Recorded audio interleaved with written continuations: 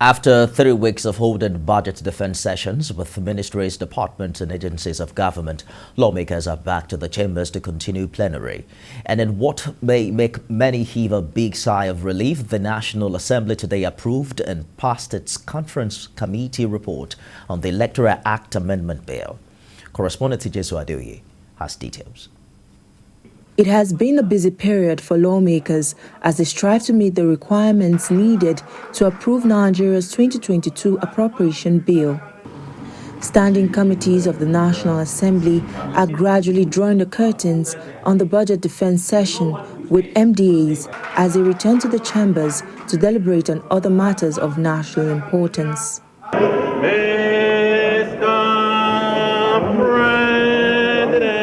Finally, the Conference Committee on the Electoral Act Amendment Bill is done with its report and submits it to the Senate for its consideration and approval. The Senate do approve the Conference Committee report on the Electoral Act No. 6, 2010. Say aye. Those against say nay. The ayes have it. Now the bill awaits Mr. President's assent. In another development, lawmakers strongly condemned the evasion of the Abuja home of Mary ODILI'S, a justice of the Supreme Court.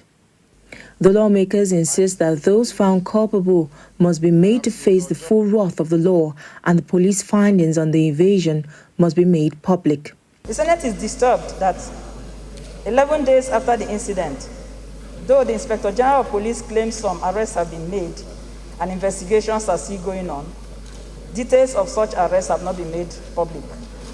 Accordingly, the Senate resolves to condemn the invasion of the home of the second most senior judicial officer in Nigeria, Justice Mrs. Mary ODILI'S. There is a need for us to continue to, of course, respect the sanctity of the judiciary and the need to continue to also protect our judicial officers like every other Nigerian whose rights under the law deserve to be protected. The Senate also held a minute's silence for victims of the 21-story building collapse in IKOYI, Lagos State. May the souls rest in perfect peace.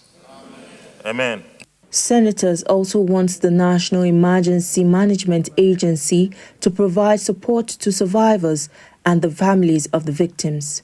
In the search and rescue effort that have since ensued, 15 survivors were rescued from the rubble, and 44 persons, including the owner of the building, confirmed dead.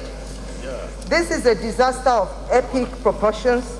Let me commiserate with the people and the government of Lagos State, and particularly the families of those who lost their lives or are affected in one way or the other.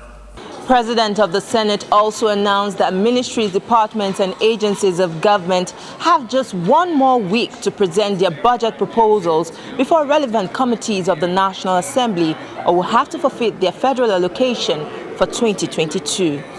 TVC News, Abuja.